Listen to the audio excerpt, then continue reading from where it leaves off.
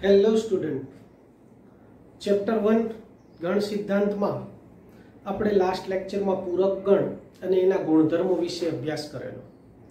હવે થોડું એડવાન્સ લેવલના ગણ સિદ્ધાંત ઉપર જઈએ તો છેદગણ અને યોગગણ આપણે જોઈ લીધું.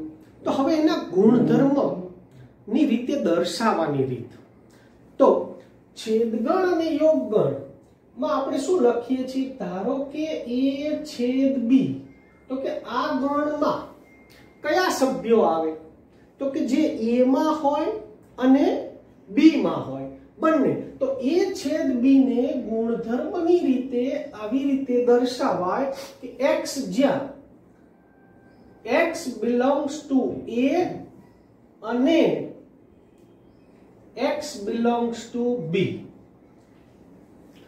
a અને b બંનેમાં હોય આવા સભ્યોનો જે ગણ છે એને આપણે શું કહીએ છીએ? છેદગણ. એટલે કે a છેદ b. હવે આ શબ્દનું મહત્વ છે. અને આપણે જ્યારે a છેદ b લઈએ છીએ ત્યારે શું લઈએ છીએ? તો કે a માં હોય અને b માં હોય આવા સભ્યોનો ગણ. એટલે કે a માં હોય એવા x અને b માં હોય એવા x નો જે ગણ બને આને a છેદ b કહેવાય. તો a યોગ b માં શું આવે? તો કે x a માં હોય અથવા b માં હોય. x belongs to a અથવા x belongs to b. એટલે કે આપણે a અથવા b બંનેના ભેગા સભ્યો કરીએ છીએ. તો કે x કાં તો a માં હશે અથવા તો b માં હશે અને કાં તો બંનેમાં હશે. એટલે કે છેદગણ વાળા તો આવી જ જવાના છે, પણ એક ખાલી a માં હોય એ ઘટક પણ આવે, b માં હોય એ ઘટક પણ આવે. એટલે એના માટે શબ્દનો ઉપયોગ થયો અથવા. એટલે કે x belongs to a અથવા x belongs to b આવા ઘટકોનો જે ગણ છે એને a યોગ b કહેવાય. હવે a ડેશ, તો આપણે લાસ્ટ લેક્ચરમાં પૂરક ગણની વાત કરી. તો પૂરક ગણમાં એટલે કે a ડેશ માં કયા ઘટકો આવવાના? તો કે a ડેશ માં એવા x હશે જે u માં હોય, એટલે કે સાર્વત્રિક ગણમાં હોય, પણ x does not belongs to a. a માં હોય ઈ a ડેશ માં નહીં આવે અને a ડેશ માં જે આવશે એ a માં હશે નહીં. એટલે કે a નો પૂરક ગણ એ આવી રીતે વ્યાખ્યાયિત થાય. એટલે કે x belongs to u અને x does not belongs to a. એટલે a માં ન હોય પણ u માં હોય આવા સભ્યોને a ડેશ ના ગણ તરીકે દર્શાવવામાં આવે છે. ત્યારબાદ આપણે જોયેલું તફાવત ગણ, જેને કહીએ છીએ a માઈનસ b. હવે a માઈનસ b ને ગુણધર્મની રીતે દર્શાવીએ એટલે કે થિયોરેટિકલ કન્સેપ્ટ વાઇઝ આપણે જોવું છે. તો a માઈનસ b માં કયા ઘટકો આવવાના? તો આપણે શું લખતા હતા કે x a માં હોય પણ b માં ન હોય. મતલબ કે x belongs to a અને x does not belongs to b. એટલે x a માં હોવો જોઈએ અને x b માં ન હોવો જોઈએ. આવા ગણને a માઈનસ b કહેવાય. તો હવે જો આ અને આવ્યું તો એને છેદગણની રીતે દર્શાવાય, જો વચ્ચે અને આવે તો એને છેદગણની રીતે દર્શાવાય. તો અહીંયા શું થયું? તો કે આ જ વસ્તુને x belongs to a અને x does not belongs to b, મતલબ કે આને બીજી રીતે આમ લખાય x belongs to a અને x b માં નથી તો ક્યાં હશે? તો કે b ડેશ માં હશે. x belongs to b dash, b માં નથી તો b ડેશ માં હોય. હા, હવે જો x a માં અને x belongs to b dash, તો આને a અને એટલે છેદગણ અને આ b ડેશ, મતલબ આ એક નવી વસ્તુ આપણને મળી કે a માઈનસ b એટલે a છેદ b ડેશ. સમજ પડી? આવી જ રીતે b માઈનસ a એટલે શું? તો કે x belongs to b અને x does not belongs to a. b માં હોય, a માં ન હોય, આવા સભ્યોના ગણને તફાવત ગણ કહીએ છીએ. એટલે કે x b માં છે અને x a માં નથી, તો આને પણ આવું લખાય, x belongs to b અને x belongs to a dash.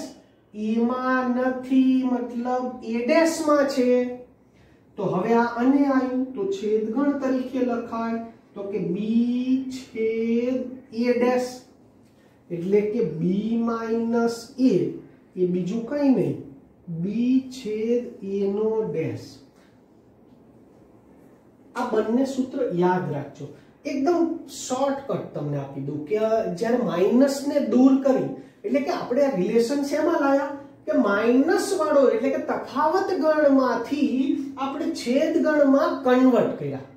તો કે તફાવત ગણને છેદ ગણમાં કન્વર્ટ કરવા માટેની રીત તો સિમ્પલ વસ્તુ, જો કોઈ પણ ગણનો તફાવત ગણને છેદ ગણમાં કન્વર્ટ કરવું હોય એટલે રૂપાંતરિત કરવા માટે શું કરવાનું? તો કે પહેલો ગણ એમ નામ, આ માઈનસ નો છેદ કરો, પાછળ વાળાનો ડેશ લગાવો, આવી ગયું. b માઈનસ a માં જોવો જોઈએ, પહેલો ગણ એમ નામ, માઈનસ નો છેદ કરો, પાછળ વાળાનો ડેશ લગાવો, તો b છેદ a ડેશ. સિમ્પલ વસ્તુ. શું કરવાનું? તો કે પહેલો ગણ એમ નામ, માઈનસ નું છેદ ગણ, પાછળ વાળાનો ડેશ. ક્લિયર? હવે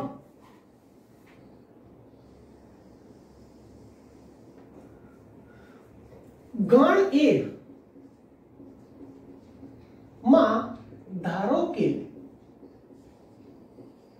5 સભ્યો છે, તો એને નંબર ઓફ a બરાબર 5 વડે દર્શાવાય. એટલે કે શોર્ટકટ. હવે દર વખતે એવું લખીએ કે a ઘટક 5 સભ્યો ધરાવે છે, b ઘટક 10 સભ્યો ધરાવે છે, તો એને આપણે સમજવા માટે ગાણિતિક ભાષામાં રૂપાંતર કરવું છે. તો a માં 5 સભ્યો હોય તો એને દર્શાવવાની રીત આ, નંબર ઓફ a અને વંચાય શું? તો કે નંબર ઓફ a એટલે કે a ના સભ્યની સંખ્યા બરાબર 5. આવી જ રીતે જો b ગણમાં 4 સભ્યો હોય તો શું લખાય? તો કે નંબર ઓફ b બરાબર 4. એટલે કે b ગણ 4 ઘટકો ધરાવે છે. એટલે કે એ લાંબુ લખવું ના પડે. એક તો આપણે આળસુના પીર, જેટલો શોર્ટકટ બને એટલા જોઈએ. તો નંબર ઓફ b બરાબર 4, મતલબ કે b ગણમાં 4 સભ્યો છે. ફોર એક્ઝામ્પલ a બરાબર 1 3 4 7, તો આને શું લખાય? નંબર ઓફ a બરાબર 4. કેટલા ઘટકો છે? 1 2 3 અને 4. આવી જ રીતે ધારો કે b ગણ માટે લખીએ a b c d e, તો અહીંયા શું લખાય? નંબર ઓફ b બરાબર 5. એટલે કે b ગણમાં 5 ઘટકો છે. હવે આપણે ઘટકોની સંખ્યા એટલે કે ગણમાં ઘટકોની સંખ્યા શોધવા માટેની વાત કરવી છે. તો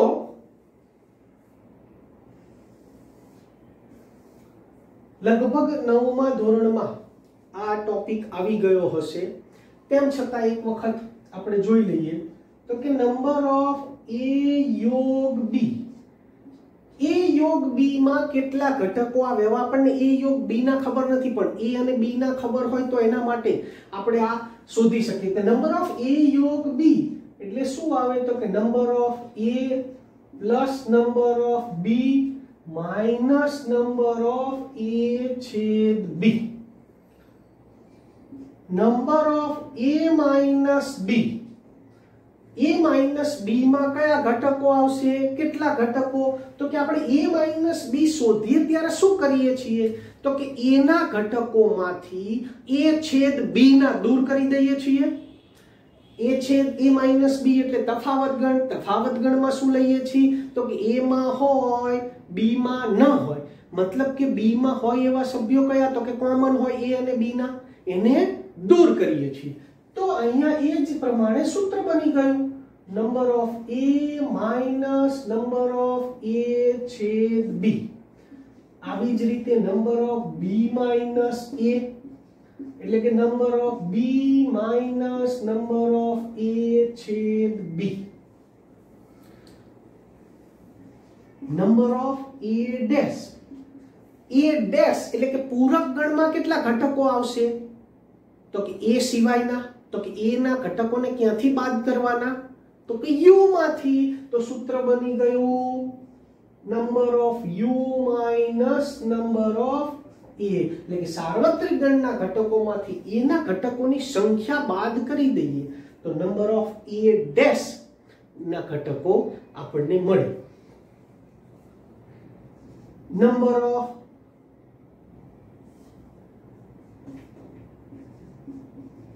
a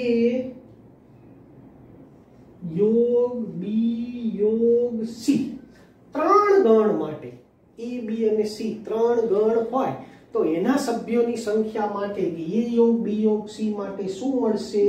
તો કે number of a plus number of b plus number of c minus number of a છેદ b minus number of b છેદ c minus number of a છેદ c અને વત્તા નંબર ઓફ a છેદ b છેદ c.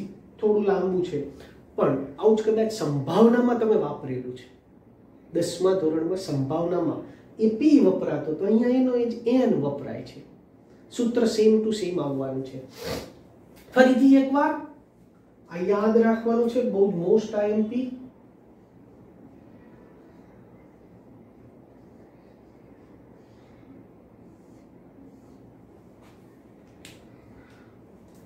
Number of a યોગ b બરાબર number of a plus number of b minus number of a છેદ b.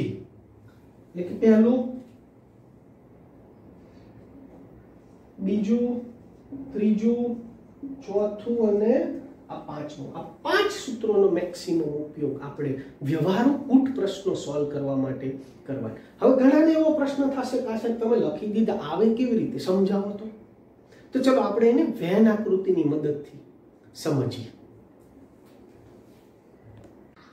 જો પહેલું સૂત્ર a યોગ b એટલે કે a અને b ના ઘટકોનો સરવાળો, એમાંથી a છેદ b બાદ કરવાના. તો કેમ બાદ કરવાના? તો આપણે આ a અને b વેન આકૃતિમાં દર્શાવેલા છે તો હું એમ કહું a ના ઘટકો લઈ લઉં, b ના ઘટકો લઈ લઉં. તો આપણે a યોગ b ના બનાવવા છે તો a ના ઘટકો લઉં એટલે આ બધા આવે.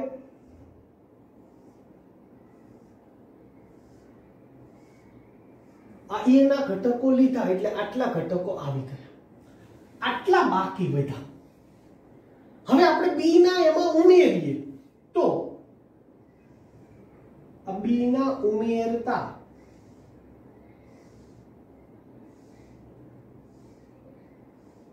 આ a યોગ b ના ઘટકો બને. પણ હવે આ જે વચ્ચેના છે એ a છેદ b હતો. આ તમે જુઓ બે વખત ગણતરીમાં આવ્યો, પહેલા a ના લીધા પછી b ના લીધા, તો આ જે પોર્શન છે એ બે વખત આવ્યો. હવે એક્ચ્યુઅલી ઘટકો હોવા કેટલી વખત જોઈએ? એક એક વખત હોવા જોઈએ. તો એટલા માટે આમાં શું કરવું પડ્યું આપણે? તો કે a ના લીધા બી ના લીધા.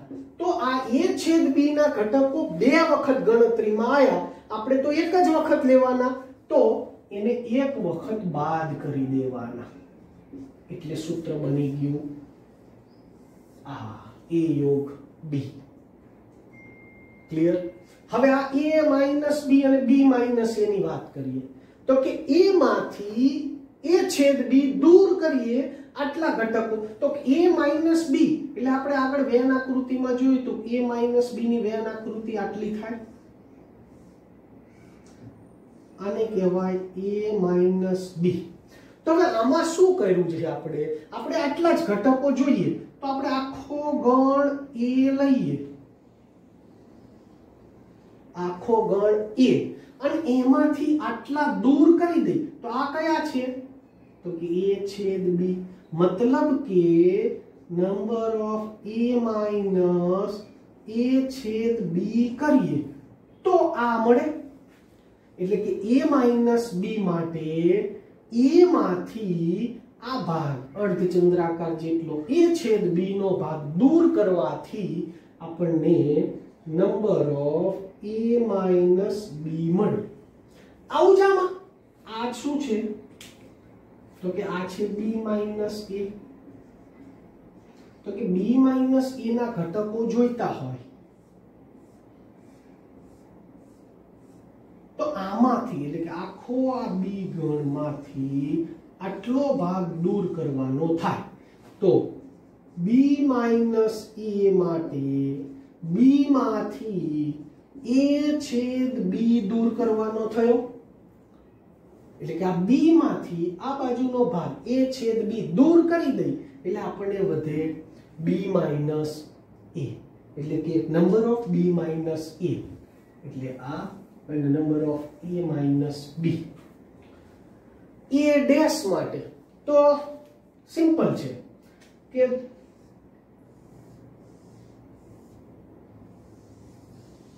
આ a ગણ, આ u. a ડેશ એટલે કયા? તો કે આ બહારના.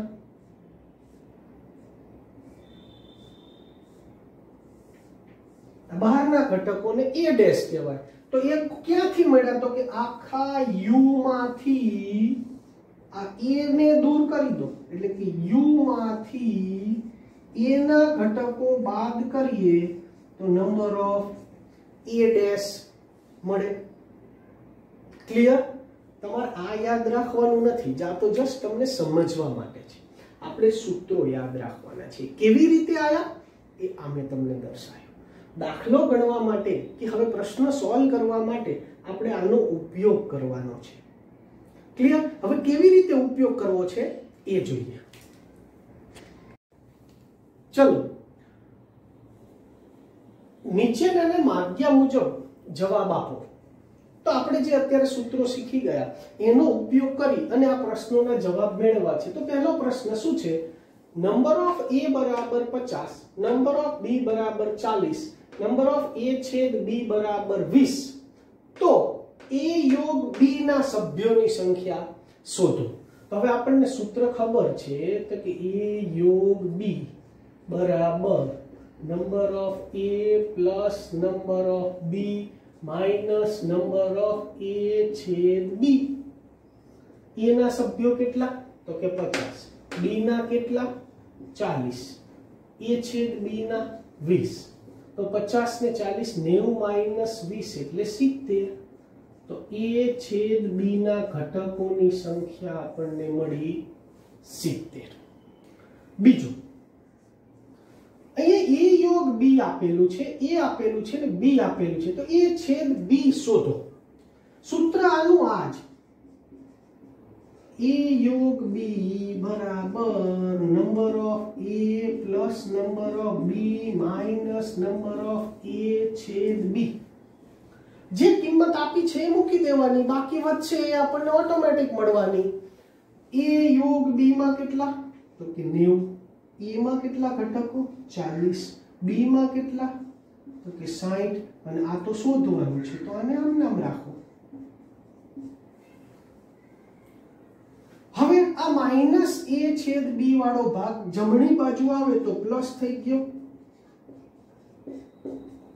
આ માઈનસ વાળો ભાગ અહીંથી આમ આવ્યો એટલે પ્લસ થઈ ગયો અને આ 90 આ બાજુ જાય તો માઈનસ થાય તો આ 60 અને 40 100 માઈનસ 90 તો 10 એટલે કે a છેદ b બરાબર 10.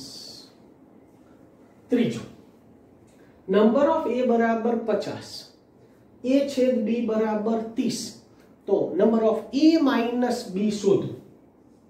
તો હવે number of a minus b બરાબર number of a minus a છેદ b. ડાયરેક્ટ સૂત્ર જ છે, આમાં કશું નવું વાપરવાનું નથી. a એટલે કે 50, આમાં 30, 50 માઈનસ 30 એટલે 20, એટલે કે આ a માઈનસ b ના ઘટકોની સંખ્યા થઈ 20. આ ઇન્ટરેસ્ટિંગ ક્વેશ્ચન છે, સરસ એક્ઝામ્પલ. હવે જો નંબર ઓફ u બરાબર 80, નંબર ઓફ b બરાબર 50 અને નંબર ઓફ a બરાબર 45. તો a માઈનસ b અને b માઈનસ a શોધો. હવે a માઈનસ b માટે તો આપણે છેદગણ જોઈએ a અને a છેદ b. એવી જ રીતે b માઈનસ a માટે number of b minus number of a છેદ b. હવે છેદગણ આમાં ક્યાંય આપેલો નથી તો આપણે આની મદદથી પહેલા a છેદ b જોઈશે. એટલે પહેલા આપણું જે આપેલું સૂત્ર છે a યોગ b બરાબર number of a plus number of b minus number of a છેદ b. આ બે શોધવા માટે છેદગણની જરૂર પડે. છેદગણ આપેલો નથી તો પહેલા છેદગણ શોધવો પડશે. a યોગ b 80, આ 50, આ 45 અને આ શોધવાનું છે. તો આને આમ લઈએ તો નંબર ઓફ a છેદ b બરાબર 50 વત્તા 45 માઈનસ 80 એટલે આ થયા 95 માઈનસ 80 એટલે કે 15. a છેદ b નું મૂલ્ય આવે છે 15. હવે આપણને આ બંને મળી જશે. તો હવે જવાબ માટે તો કે number of a minus b એટલે તો કે number of a minus a છેદ b એની કિંમત કેટલી 45. b ની કિંમત કેટલી સોરી a છેદ b ની 15 આવી તો 45 માઈનસ 15 એટલે 30. b માઈનસ a માં તો કે number of b minus number of a છેદ b. b માં શું આવશે તો કે નંબર ઓફ b બરાબર 50 માઈનસ a છેદ b 15. 50 માંથી 15 ગયા તો 35. એટલે કે આ a માઈનસ b ની કિંમત આવી આપણી જોડે 30 અને આ 35. ક્લિયર? આવા એક્ઝામ્પલ કરી શકાય. હજી આગળ જોઈએ. ચલો હવે વ્યવહારુ પ્રશ્ન ઉપર જઈએ. તો એક 50 વ્યક્તિનું ગ્રુપ છે, એટલે કે ટોળું છે કે સમૂહ છે. આ 50 વ્યક્તિઓના એક સમૂહમાંથી કેટલાક લોકો ચા પીવે છે, કેટલાક કોફી પીવે છે. તો એમાંથી બંને પીવાવાળા કેટલા હશે આ આપણે જજમેન્ટ લગાવવું છે, શોધવું છે. તો એના માટે આ ગણ સિદ્ધાંતનો ઉપયોગ થાય. તો જો 50 વ્યક્તિઓના એક સમૂહમાં 30 વ્યક્તિઓ ચા પીવે છે, 25 વ્યક્તિઓ કોફી પીવે છે. તો કેટલી વ્યક્તિ એવી હશે કે જે બંને પીવે છે, ચા પણ પીવે છે અને કોફી પણ પીવે છે? આપેલી છે શરત કે દરેક વ્યક્તિ એક પીણું તો પીવે જ છે. એટલે એવું કોઈ નથી કે ચા કે કોફી કશું ના પીતા હોય. આ 50 માંથી કાં તો ચા અથવા તો કોફી પીવે જ છે. તો એમાંથી ચા અને કોફી બંને પીતા હોય આવા લોકોની સંખ્યા આપણે શોધવી છે. ઇન્ટરેસ્ટિંગ ક્વેશ્ચન કે જે રોજિંદી જરૂરિયાતની આપણી ડે ટુ ડે લાઈફના પ્રશ્નો હવે ગણ સિદ્ધાંતથી કેવી રીતે ઉકેલી શકાય એ જોવા છે. તો અહીંયા ધારો કે ગણ એ એટલે કે ચા પીવા વાળા વ્યક્તિઓ ગણ બી તો કે કોફી પીવા વાળા વ્યક્તિઓ. હવે આપણે એ અને બી બે નામ આપી દીધા એટલે કે ચા પીવા વાળાને એ ગણ કહીએ અને કોફી પીવા વાળાને બી ગણ કહીએ. તો હવે ચા પીવા વાળા એટલે નંબર ઓફ એ થાય અને કોફી પીવા વાળા એટલે નંબર ઓફ બી થાય. તો કે ચા પીવા વાળાની સંખ્યા કેટલી? 30. કોફી પીવા વાળાની 25. હવે ગમે તે વ્યક્તિ કાં તો ચા અથવા તો કોફી પીવે જ છે તો શું કહેવાય? એ યોગ બી. એ છે કુલ વ્યક્તિઓ 50. એ યોગ બી માં કેવા ઘટકો આવે? એ માં હોય અથવા બી માં હોય. તો એ માં હોય એટલે કે ચા પીતા હોય અથવા કોફી પીતા હોય એવા તમામ સભ્યો એટલે કે 50. તો હવે શોધવાનું શું છે? તો કે એ છેદ બી. ચા અને કોફી છેદગણ એટલે શું? તો કે અને કોફી પીવા વાળા વ્યક્તિઓ નો ગણ. એટલે એ છેદ બી આપણે શોધવાનું થાય. એટલે કે ચા અને કોફી બંને પીવા વાળા સભ્યોની સંખ્યા શોધવી છે. આ એ છેદ બી. તો આપણી જોડે સૂત્ર કયું? તો કે a યોગ બી બરાબર number of a plus number of B minus number of a છેદ બી. હવે a યોગ બી માં કેટલા સભ્યો છે? તો કે 50. નંબર ઓફ a માં કેટલા છે? 30. બી માં કેટલા છે? 25. a માં 30 બી માં 25. અને આ શોધવાના એ છેદ બી એટલે કે ચા અને કોફી બંને વાળાને આપણે શોધવાના. તો આ માઈનસ વાળું ઘટક આ બાજુ આવે એ છેદ બી 30 અને 25 55. આ 50 આ બાજુ આવીને બાદ થયા એટલે કે 5. એ છેદ બી ના ઘટકોની સંખ્યા થઈ 5. એટલે કે 5 વ્યક્તિઓ ચા અને કોફી બંને પીવે છે. આપણો જવાબ થયો. ચા અને કોફી બંને પીવા વાળાની સંખ્યા કેટલી થઈ? 5. હવે આપણે આવો પ્રશ્ન વિચારેલા નથી. ઘણી બધી વખત આવું સર્વે કરવામાં કે આવી સંખ્યાઓ શોધવામાં કોઈ ને કોઈ રીતે ગણિતનો ઉપયોગ થાય છે. હવે ગણ સિદ્ધાંત એવું એક ગણિત છે કે જે વ્યવહારિક પ્રશ્નોમાં એટલે આવી નંબર ઓફ સંખ્યા એટલે કે કોઈ આ ગણમાં કે આ ઘટકમાં આવા વ્યક્તિઓને શોધવા માટે કે કેટલી સંખ્યામાં છે એ મેળવવા માટે ઉપયોગમાં આવે છે. નેક્સ્ટ ક્વેશ્ચન આપણે પછી જોઈએ.